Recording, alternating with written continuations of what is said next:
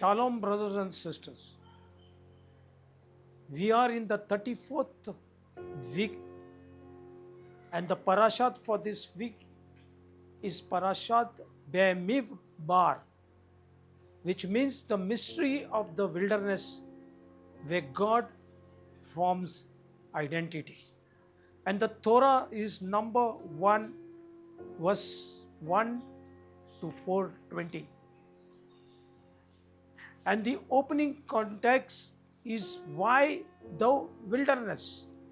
The book of Numbers begins not with movement but with stillness. Israel has already received the Torah at Mount Sinai, yet they are not rushed into the promised land.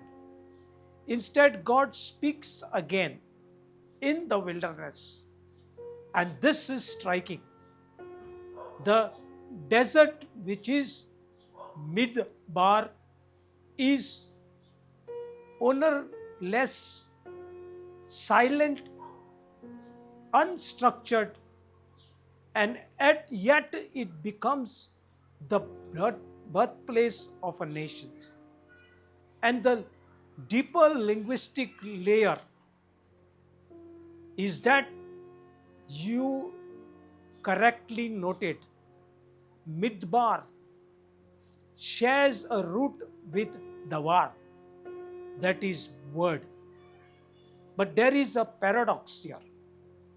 A desert is a place of no voice, yet its very name hints at speech.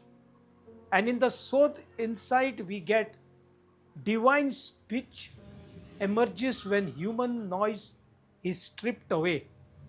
And the Zohar teaches that revelation requires bitul, that is self nullification. The wilderness represents exactly that. Ego reduced, dependence increased. Number one, the senses, that is, lift the head. At the surface level, God commands a census in Numbers chapter 1, verse 2. But the Hebrew phrase is unusual. Sheut Rosh literally means lift the head. This is not the normal phrase for counting. And in Peshat, or the simple meaning, we get a military and organizational census. And in the Darash, interpretative insight, God is not reducing people to numbers. He is elevating each individual. Each person is counted, number one, by name, number two, by lineage, number three, by tribes. This is identity, not statistics. And in the mystical insight, we get that lifting the head implies raising consciousness, aligning intellect, that is Rosh, which means head, with divine purpose. And in the Kabbalistic thought, the head represents awareness. God is not just numbering bodies, He is awakening souls. Number one, the tribal order, geometry of holiness. Israel is arranged around Mishkan. The Mishkan in the precise formation, three tribes on each side. Leviticus in the inner ring. Mishkan at the center this is not logical. It is symbolic. Parallel vision. Compare this with the book of Ezekiel chapter 1. There are 4 camps to 4 faces: lion, ox, eagle, and man. And The divine chariot structure, Merkava, that is the spiritual meaning of it is that the camp is terrestrial reflection of heavenly pattern. And the key principle here is that order is not restriction, it is alignment. Chaos disperses energy, order channels it towards presence. Number one, the Mishkan, that is the divine centering. At the exact center stands the Mishkan, which is the tabernacle. This teaches a radical truth. Holiness is not found by escape, it is found by proper arrangement. There are the three layers of meaning here. One is physical. God dwells among the people in Exodus chapter 25, verse 8. Number two, psychological. What sits at your center determines your direction. And in the mystical, we find that the Mishkan represents the heart of a cosmic body. In the inner council of the Lord, which is the center, in Hebrew it is Tiferet, that is harmony and balance. And the surrounding tribes, different souls attributes. When the center is aligned, flow of divine presence, that is Shefa, is found there. Number one, the Levites, who are the inner circle of service. The tribe of Levi is separated for divine service. This is often misunderstood as favoritism, but it's actually about function. And the principle that we get here is that the closeness requires responsibility, not privilege. Levites, we are camped closest to the Mishkan. They guard the sacred place. They carry the tabernacle outside. Not all souls have the same role. Some are called to the marketplace. Some are called to leadership. Some are called to intimacy with the sacred. And spiritual maturity is not being closest. It is knowing your assignment. The wilderness as a spiritual state, the inner desert, which is the transition, means and becoming to go deeper. The wilderness is not just a place Israel passed through. It is a pattern every soul passes through. In Hebrew thought, this is a necessary stage of transformation, not an exception. Number A, the wilderness as in between, which is reality. Israel stands between Egypt, where there is bondage and false identity, the promised land, where you get your inheritance fulfilled and identity. This in between is spiritually unstable. Old structures are gone, but new ones are now internalized. In the book of Exodus, they are freed physically. In the book of Numbers, they are formed internally. And the deep truth we get here is freedom without formation leads to confusion. B, stripping before clothing. In the wilderness, they lose Egyptian habits. They lose visible security. They lose control. This is not accidental. It is intentional. The prophet Hosea captures this pattern. I will lead her into the wilderness and speak to her heart, which is recorded in Hosea chapter 2, verse 14. Notice the sequence. Number one, lead into wilderness, then speak. So the insight reveals to us God removes external dependence to establish internal confusion. The psychology of the desert is the wilderness produces tension, that is fear. We had no food in Egypt. Doubt, it's God among us. Resistance, why are we here? This is not failure, they are revelation. The desert doesn't create weakness, it exposes what was already there. This is why the generation struggles. They left Egypt geographically, but Egypt had not yet left them. And in psychological. Number D, divine provision, a new way of living. In the wilderness, normal systems collapse. No agriculture, but they got manna. No natural water, but they got miraculous supply. No economy, but they got a daily dependence. This introduces a radical shift from self-sufficiency to God's sufficiency.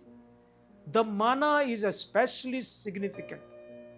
Comes daily, cannot be stored except on a Shabbat.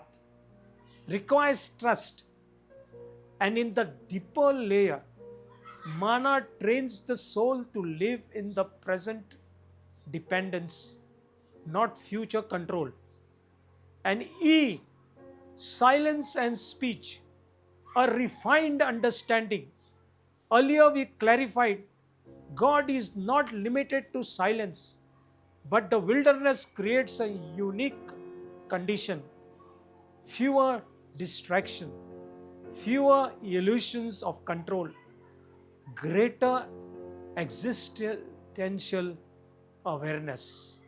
And in the Zohar language, the desert represents the state of hitpo derdut, that is the inner aloneness.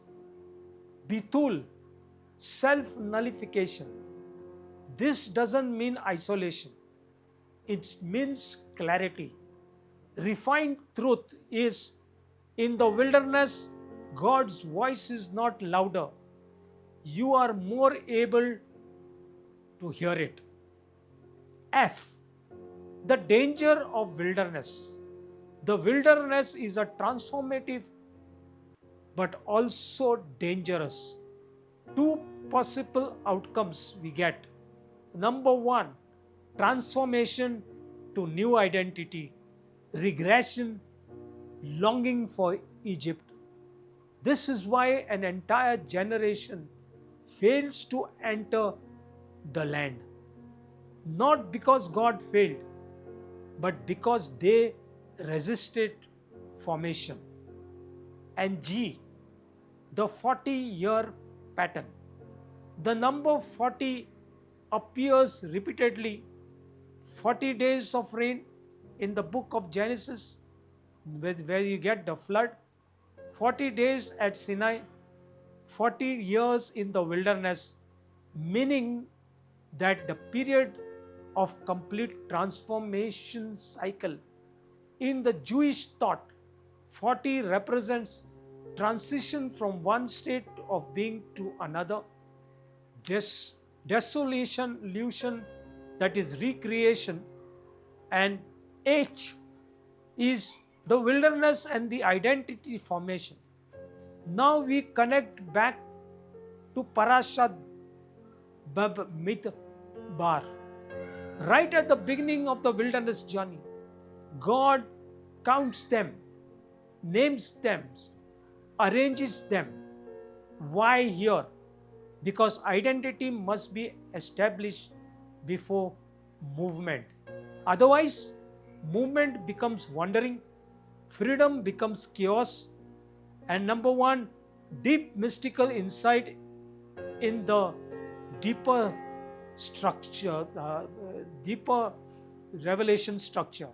The wilderness corresponds to a state between Malkut, that is manifest reality, Bina, that is understanding and formation. It is a space where old vessels break, new vessels are prepared. This is why it feels empty. It is not absence, it is unformed potential. And in the integrated insight, the wilderness is not punishment, but process, not abandonment, but attention, not emptiness, but preparation. It is where false identities collapse, true identities emerge, and dependence replaces illusions. In closing, if Parashat Be Midbar begins in the wilderness, it is teaching something foundational. God does not build identity in comfort, He builds it in transition. And more deeply is that the place that feels like nothing is happening is often the place where everything essential is being formed.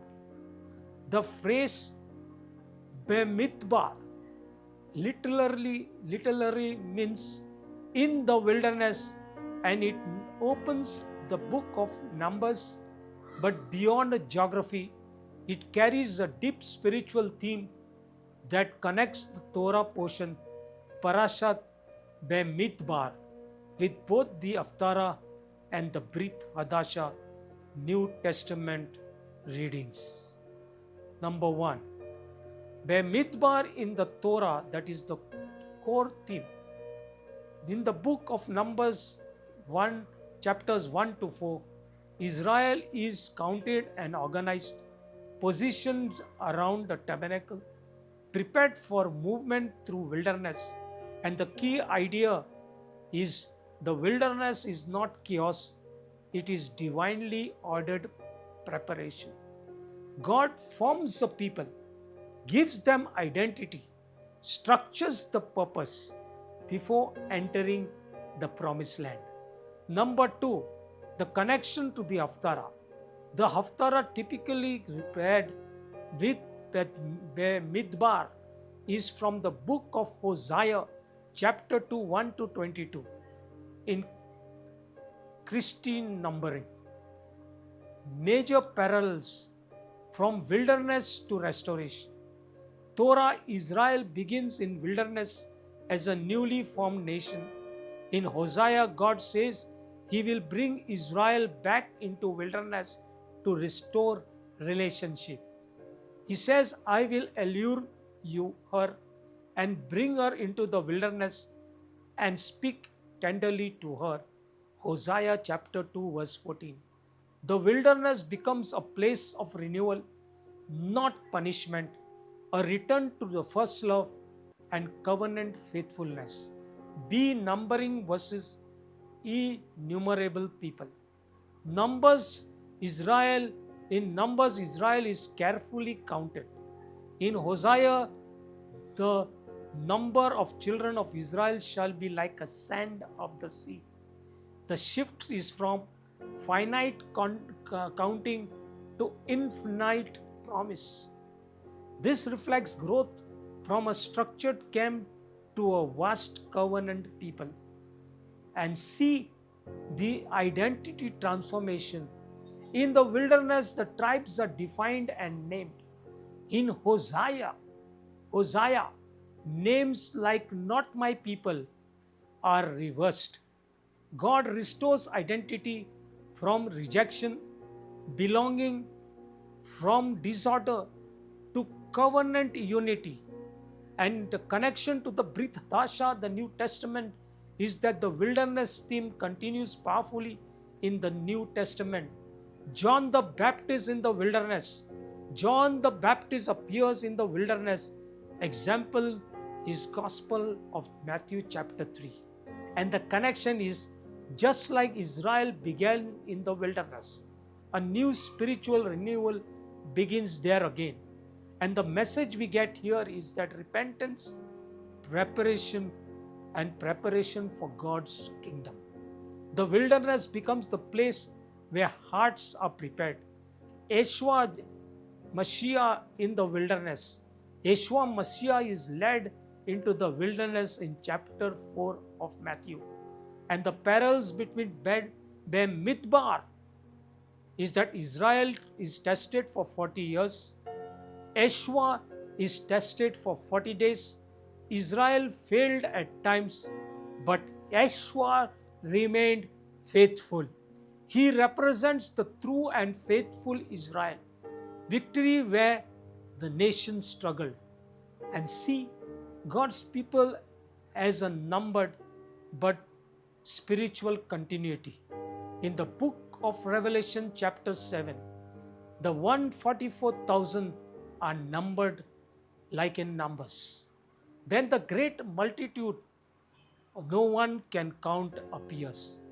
This mirrors Numbers, Hosea, and fulfillment. A movement from physical senses to global family. Number 4, united spiritual theme across all three. That is the Torah, the Haftarah, and the Brit Hadashah. The Bemidbar theme unfolds like this. Formation, God organizes and defines His people in numbers. Restoration, God renews love and covenant in the wilderness, that is in Hosea. And fulfillment, God prepares hearts and establishes a global people in the New Testament. And the deeper meaning of wilderness.